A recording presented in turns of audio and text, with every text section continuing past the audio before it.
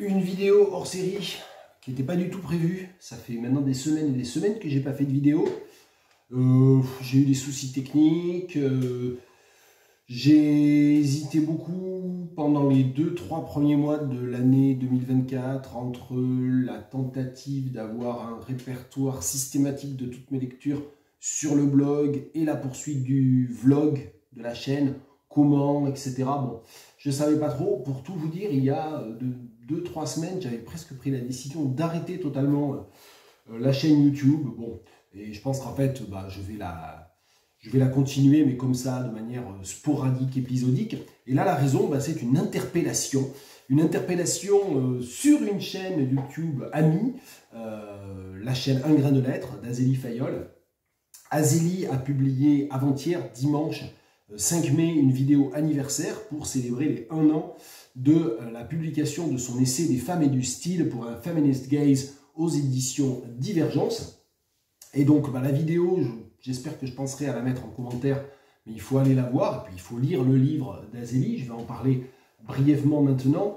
L'interpellation, en fait, vient à la toute fin de la vidéo, parce qu'elle remercie toutes les personnes qui avaient été présentes lors de la soirée de lancement à Paris, donc il y a 1 an, et elle lance une petite pierre dans mon jardin en me disant... Guillaume Sengal, par exemple, avait acheté le livre, et il l'avait lu dès la sortie, dès le 5 mai, donc elle s'en souvenait, ça me touche, et elle dit, j'ai jamais réussi à savoir j'ai jamais su, tu m'as jamais dit ce que tu pensais du livre. Et alors là, quand j'ai entendu ça, je me suis dit, ah bon, mais qu'est-ce que c'est que cette histoire?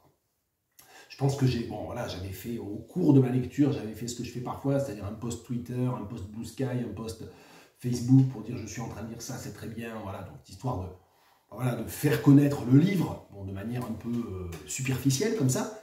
Et puis en y repensant, je me suis dit, en fait, peut-être qu'effectivement, j'ai jamais parlé du livre dans une des vidéos, je range mon bureau. Alors c'est un peu la honte, parce que je chronique des quantités de livres, et j'allais dire de personnes que je ne connais pas. Alors c'est amusant, parce qu'Azélie, on ne s'est jamais rencontrés en vrai, mais ça fait de très nombreuses années maintenant qu'on se suit sur les réseaux sociaux, via YouTube, c'est par YouTube qu'on s'est rencontrés. Et on a échangé aussi sur un certain nombre de sujets. J'allais dire, on a fait une vidéo ensemble. Non, elle a fait une vidéo dans laquelle elle m'a invité. Ça s'est fait par Zoom. Donc là non plus, on ne s'est toujours pas rencontrés en vrai. Et ça marque vraiment complètement les limites de cette question du se connaître en vrai. Oui, on n'a jamais été dans la même pièce au même moment. Donc c'est une distinction que je ne renie pas et dont je ne nie pas la pertinence. Mais enfin voilà, j'ai l'impression qu'on se connaît quand même, malgré tout. Donc voilà, donc elle m'a interpellé. Donc je vais faire une petite vidéo pour parler de ce livre, pour parler de mon appréciation de ce livre, qui est un très bon livre de critique littéraire, politique, féministe, et sur lequel j'ai des microscopiques réserves. Donc voilà, je ne sais pas trop bien, ça peut toujours être un peu mal pris. Donc j'espère que Azélie Fayol sait toute l'estime dans laquelle je tiens son travail, toute l'admiration que j'ai pour la grande cohérence de son projet, et que donc ces quelques questions, réserves, etc. seront prises pour ce qu'elles sont, c'est-à-dire la volonté d'un dialogue et de considérer que ce livre, comme sa chaîne, comme ses autres productions, sont des éléments de discussion et des points de départ aussi à une discussion. Alors moi, ce qui m'a un petit peu frappé d'abord, ça va être un petit peu étrange l'exercice auquel je me livre, parce que effectivement j'ai lu ce livre il y a 1 an, et ce qui s'est passé, c'est que, alors je l'ai lu comme je fais souvent en lisant d'autres choses en même temps, donc je pense peut-être même que je devais lire même au moins un autre essai en même temps, je ne pourrais pas très bien dire lequel, mais évidemment comme d'habitude je lisais aussi de la poésie et des romans en même temps, donc je l'ai lu il y a bientôt 1 an. Je l'ai prêté presque aussitôt à plusieurs personnes, dont mon épouse, Claire Tastet, qui a fait d'ailleurs toute une note, tout un billet, je crois, assez complet, que je ne suis pas allé rechercher sur Instagram, parce que je suis très peu présent sur Instagram et je ne comprends pas très bien comment on cherche sur Instagram aussi, j'avoue, je suis un peu paumé sur Instagram. Voilà, donc alors là-dessus l'été a dû venir, j'ai prêté le livre, il y a eu l'été, voilà. Donc le livre en fait n'est jamais allé, c'est l'explication extrêmement concrète. Le livre n'est jamais arrivé sur la fameuse pile des livres pas encore chroniqués avant que je les range, et donc c'est pour ça que j'ai jamais parlé du livre d'Azélie dans les vidéos Je range mon bureau. C'est l'explication. Et donc en fait, quand j'ai lu le livre, d'abord il y avait tout ce côté très, à la fois très, très familier et très étrange de retrouver, pas en permanence, parce que le livre apporte énormément de choses nouvelles, mais de retrouver de manière régulière des éléments qui avaient été expérimentés, qui avaient été explorés par Azélie dans ses vidéos. Donc des vidéos parfois vieilles déjà de 3 ans ou 4 ans peut-être. Donc ça veut dire que pour moi, le vlog Un grain de lettres, j'appelle ça un vlog, bon elle appelle ça une chaîne YouTube, c'est la même chose, hein. La chaîne Un grain de lettres, à laquelle il faut s'abonner, hein, allez vous abonner, la chaîne Un grain de lettres, c'est un lieu d'expérimentation, de sédimentation aussi de la pensée, de la théorisation, avec une ligne éditoriale très cohérente, ce qui n'est pas le cas ici, on le sait. Ce qui fait que j'ai lu des femmes et du style en retrouvant un certain nombre des textes primaires, sources primaires, hein, je l'emploie dans un sens universitaire, et secondaires théoriques, explorés par Azélie sur la chaîne. Alors dans la vidéo anniversaire, ce qui est un peu curieux, c'est qu'Azélie dit qu'elle assume enfin sa chaîne YouTube comme une partie intégrante de sa recherche. Je cite pas, je cite l'esprit mais pas la lettre. Alors ce qui est un peu curieux, c'est que quand on lit la bio, page 5, ou les remerciements à la toute fin, autour de la page 187 du livre, on se rend compte que la chaîne, elle est totalement assumée, elle est bien là. Donc, comme si, en fait, pendant l'année qui a suivi la publication, Azélie avait définitivement assumé que la chaîne, pour avoir un statut, on va dire, de publication différent, n'avait pas un statut de légitimité inférieure. C'est comme ça que je le comprends.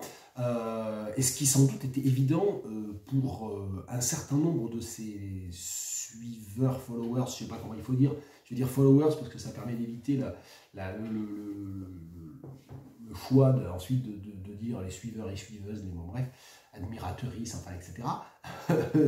Donc les followers, c'est évident, je pense, c'était évident depuis longtemps pour un certain nombre d'entre nous, alors que sa recherche, la recherche d'Azélie, elle est dans sa chaîne YouTube. Donc il y a déjà ce côté-là.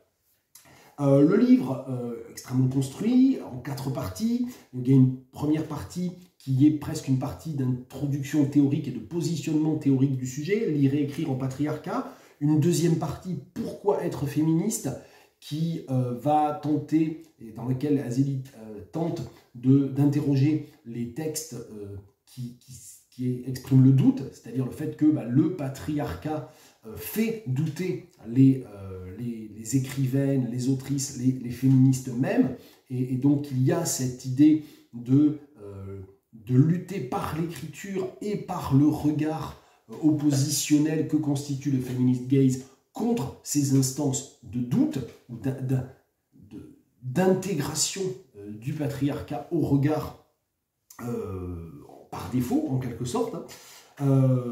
La troisième partie s'intitule « Résister », je ne vais pas dire de bêtises. Il y a 3 concepts. D'ailleurs, je crois que dans le chapitre 2, je ne cite pas bien non plus, parce que ce n'est pas que le doute. Allez, je vais quand même reprendre le livre, parce que cette vidéo va être finalement trop longue. Pourquoi être féministe? Le silence, le doute et la peur. Voilà. Le silence, le doute et la peur, c'est important quand même de bien citer. Et puis la partie 3, résister, colère, rire et théorie. Et ça s'achève par une 4e partie, qui, je crois, est la plus longue, qui s'appelle réécrire le temps des féministes, dans lequel évidemment le temps n'est pas qu'une question d'avènement, mais c'est aussi, là encore, travailler la question de la temporalité, c'est-à-dire qu'est-ce qu'une temporalité féministe, comment une temporalité alternative, une temporalité anti-patriarcale peut s'exprimer dans des théories et dans des textes de création. Donc, ça suit ces 4 parties, il y a une conclusion aussi, une conclusion très intéressante dans laquelle elle revient sur toute aussi la notion de gaze. Donc véritablement, on passe de l'introduction et de la première partie de positionnement théorique à cette conclusion qui, effectivement, impose, on passe de la proposition à l'imposition, c'est-à-dire d'une proposition de réflexion sur le feminist gaze et est-ce qu'il est possible, on passe à l'imposition extrêmement fertile de ce concept comme un outil d'analyse, et puisque évidemment l'ensemble du livre a démontré que ça fonctionnait, que c'était opérant comme outil d'analyse. Alors les réserves que j'ai, en fait la réserve que j'ai, et après je reviendrai sur des compliments, qui ne sont pas juste des compliments, qui sont des éléments factuellement excellents dans le livre. La réserve que j'ai, c'est que finalement, contrairement à ce que j'attendais aussi, c'est aussi pour ça que j'ai une réserve, c'est-à-dire que j'attendais quelque chose, mais c'est à moi de ne pas attendre des choses non plus. Hein, donc c'est aussi pour ça, voilà, même cette réserve de la moderne, c'est très subjectif de ma part. C'est que le gaze reste, d'ailleurs elle le dit dans la vidéo anniversaire publiée avant-hier, reste une catachrèse, c'est-à-dire une métaphore figée. D'ailleurs, si on lit la première partie, je l'ai reparcouru pour retrouver le passage, gaze, regard et style, parler de gaze ou de regard, de point de vue ou de focalisation est métaphorique. Les métaphores optiques sont courantes dans les textes féministes pour, entre guillemets, chausser les lunettes du genre ou changer de, entre guillemets, perspective. Ces métaphores remettent en cause le male gaze comme regard objectifiant, transformant des corps de femmes en objets de consommation et se construisant comme une fausse objectivité, généralisant sa vision du monde. Elle poursuit sur la question du regard épistémologique, elle cite Christine Delphi, bien sûr, et elle poursuit sur la page 34-35, il y a cette théorisation, il y a cette interrogation du regard gaze comme métaphore, et c'est vrai que là, moi j'avais une attente qui d'ailleurs était renforcée en lisant cette première partie, c'est-à-dire de me dire, en fait, le livre va proposer, non pas de démétaphoriser, mais en tout cas d'essayer de creuser la métaphore et de voir comment finalement on peut avoir, j'allais dire un transfert, je ne suis pas absolument sûr que ça soit le bon mot ici, c'est même sûr que ce n'est pas le bon mot, mais en tout cas, le male gaze, au départ, il a été théorisé dans le cadre du cinéma et des visual studies en général. Donc pas seulement le cinéma, ça prend ensuite les éléments théoriques et critiques qui ont été développés autour du male gaze, ensuite sont relativement transférables et transposables à la publicité, à tous les supports de type cinématographique, et on peut dire évidemment tout ce qui est clips vidéo, clips musicaux, séries télé, feuilletons, tout ce qui est monté, finalement, tout ce qui fait l'objet d'un montage, d'un cadrage, d'une mise en scène, donc évidemment la publicité sous forme de photographie, etc.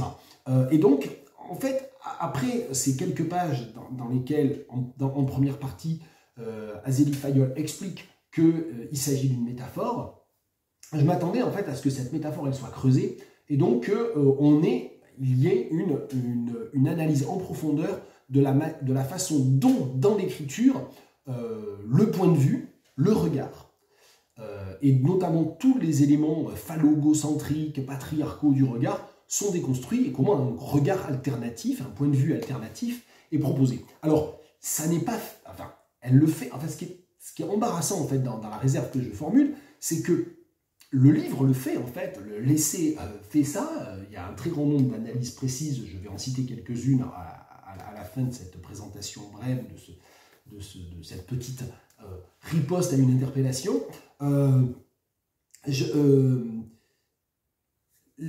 L'essentiel des micro-lectures ou des analyses précises de textes qu'elle cite finalement relève de cette analyse de ce que moi j'appellerais un renversement de point de vue. Alors c'est sans doute mon influence. Évidemment, je lis aussi le livre avec mes propres marottes, avec mes propres casquettes. Et on va dire que j'ai 3 casquettes qui ne sont pas celles d'Azélie en plus. Donc on a souvent échangé là-dessus, c'est-à-dire qu'on partage énormément de choses et on s'intéresse à des objets très similaires. Ce que je trouve très, très bien dans tout ce qu'Azélie m'apporte, parce que moi je pense que je lui apporte pas grand chose, mais et puis bon, moi j'écris pas de livre, donc je risque pas d'apporter grand chose à qui que ce soit, mais dans l'échange qu'on a, ce qui est intéressant, c'est qu'on regarde pas du tout les choses de la même manière. Donc là aussi on a une question de gaze certainement, et pas seulement parce que je suis un mec 6-7 vieillissant, on va dire ça comme ça, pour être sympa avec moi-même. Mais voilà, donc j'ai 3 casquettes, on va dire, avec lesquelles je lis forcément, ou 3... allez, je vais utiliser la métaphore, 3 paires de lunettes avec lesquelles je lis ce type de texte, et qui ne sont pas les paires de lunettes avec lesquelles Azélie les a écrits, ou a écrit son livre. C'est la casquette de l'orniciste, c'est la casquette du postcolonialiste, et c'est la casquette du traductologue. Et c'est la raison pour laquelle je fais cette parenthèse, mais je pense qu'elle est intéressante. Enfin, je ne sais pas si c'est intéressant, c'est peut-être pas intéressant du tout, c'est pas à moi de le dire, mais c'est au moins pour expliquer d'où je parle. C'est pour ça que j'utilise l'expression du renversement de point de vue. Le renversement de point de vue, c'est un procédé de traductologie, en fait, et je pense qu'en fait, penser le feminist gaze de cette manière-là est intéressant parce que dans le renversement de point de vue en traductologie, on s'intéresse réellement au regard. C'est-à-dire que la manière dont une scène est racontée n'est pas visualisée de la même manière. Et très souvent d'ailleurs, moi je dis aux étudiants en traductologie, mais enfin là vous avez ces deux scènes, l'une en anglais, l'autre en français. Le texte de départ peut être en français ou en anglais, hein, dans les cours que j'enseigne. Essayez de vous interroger sur ce que le changement ici de syntaxe et ou de lexique modifie en termes de représentation. Dites-vous, si j'avais à mettre en scène, si j'avais à faire un film à partir de cette scène, à partir de ça, ou même tout simplement, quelle image mentale je projette. Et donc, il y a cette question-là. Donc, c'est vrai qu'en fait, et j'en viens aux analyses, beaucoup d'analyses dans le livre d'Azélie Fayol relèvent de cette caractérisation de l'écriture féministe, et c'est bien le feminist gaze contre le male gaze. Ça veut dire qu'on a aussi une désessentialisation, une politisation de cette question du regard. J'insiste bien, elle dit bien feminist gaze, donc c'est pas le female gaze. Donc on a une désessentialisation, elle l'explique très bien et assez longuement là aussi, et dans la première partie et dans la conclusion. Ce renversement du point de vue, renversement n'est ni inversion ni subversion, ça veut dire qu'on a un renversement au sens aussi où ça renverse la table. Donc il y a ce qu'explique aussi la première partie, c'est-à-dire renverser la table du patriarcat, c'est cette question-là aussi. Et puis le point de vue, quand on dit renversement du point de vue, c'est le gaze par rapport aux visual studies, et là j'en reviens bien sûr aux pages 31 à 35 de l'essai d'Azélie qui sont super importantes par rapport à ça. Donc ensuite, voilà, donc quand je dis que j'ai cette réserve-là, c'est parce que c'était pas son sujet. Et voilà, je suis en train de faire un micro tiers de reproche en ne parlant pas de ce qu'est le livre. Donc j'ai tout à fait conscience de taper à côté.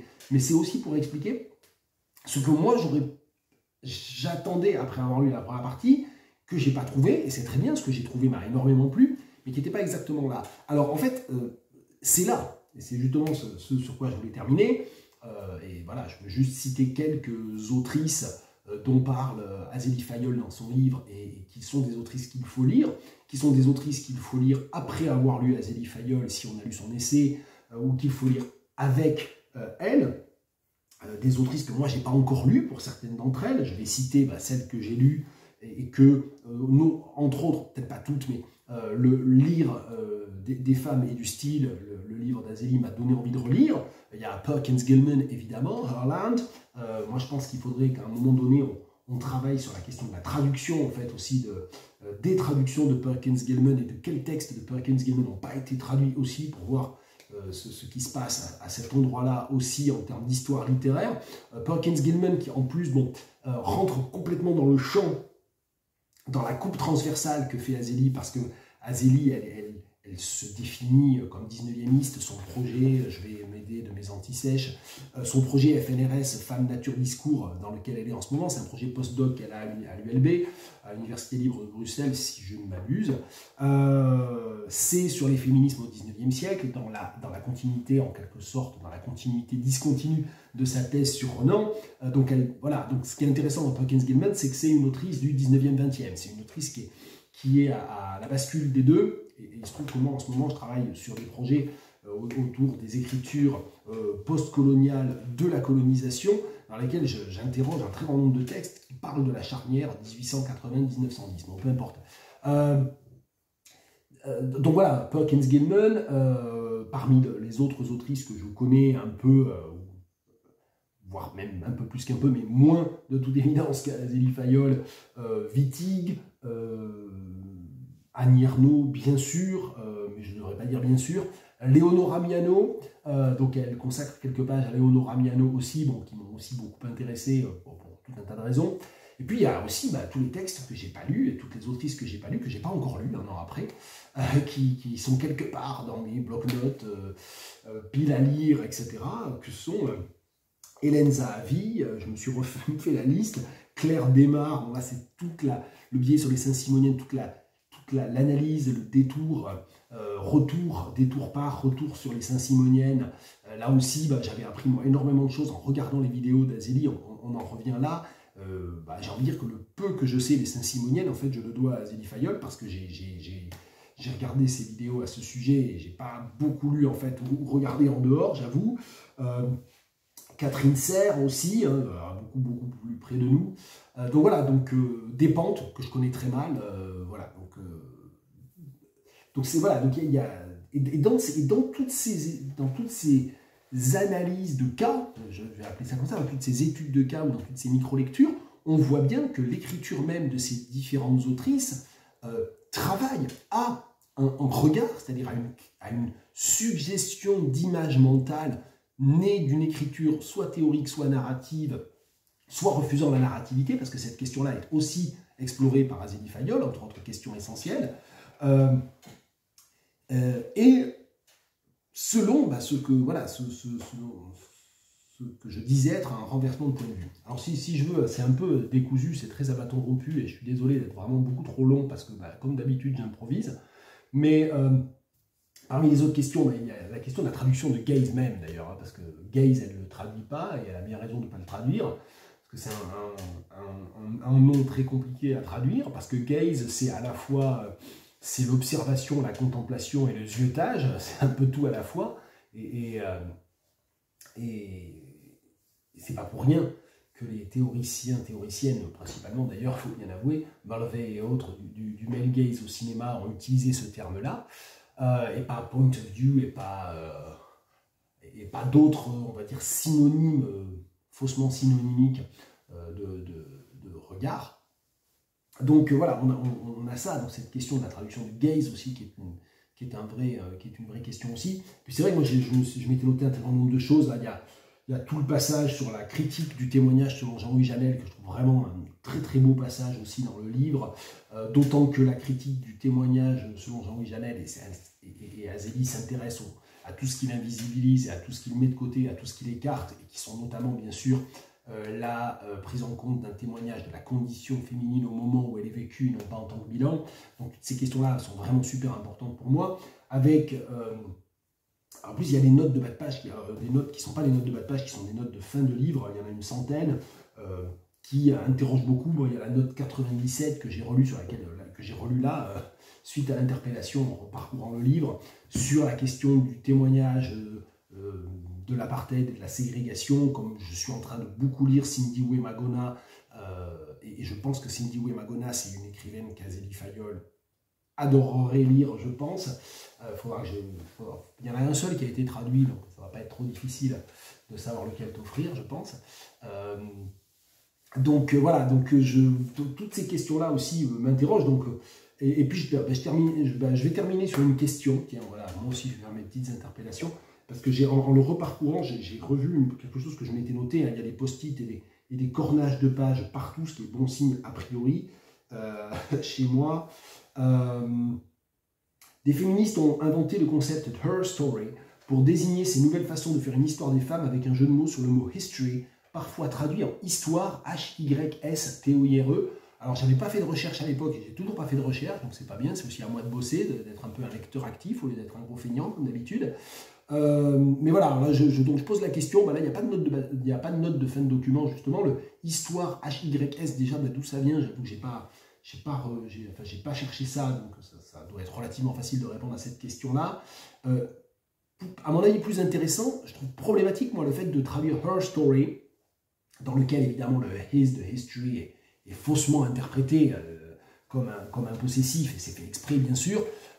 Le possessif qui marque l'agentivité, quand même, Her Story, c'est-à-dire la réappropriation, pas du discours, mais la réappropriation de l'histoire, ce qui n'est pas du tout la même chose que le discours.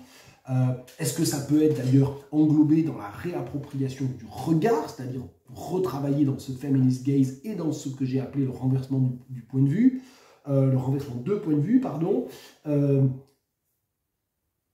Je trouve la traduction histoire HYS, mais peut-être parce que je ne l'ai pas assez pensé ou réfléchi ou recherché, assez problématique parce que ça renvoie à autre chose qui est l'histoire de l'hystérisation. Et donc ça renvoie là pour le coup non pas à une fausse étymologie de réappropriation, mais à une fausse étymologie d'essentialisation par la corporéité et non par l'utérus.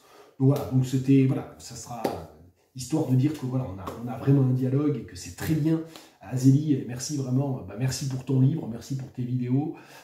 Donc pour les personnes qui sont témoins de ce dialogue, qui est plus qu'on le fait de manière publique, enfin moi, toi t'as dit un truc en 2 secondes et moi je fais des vidéos interminables, c'est insupportable, mais c'est comme ça. Voilà, donc pour les personnes qui regardent cette vidéo et qui ne sont pas Azélie Fayol, si vous ne connaissez pas le livre et si vous ne connaissez pas la chaîne d'Azélie, vous avez compris ce qu'il vous reste à faire. Mais voilà, histoire qu'on ait quand même, voilà, qu'on se parle. Voilà, petite question comme ça, voilà. Her story, histoire, HYS, bon. Qu'en pensez? Bien, vidéo trop longue, j'aime pas le retour, donc je sais pas trop combien de temps ça fait que je parle, mais trop. Allez, à bientôt.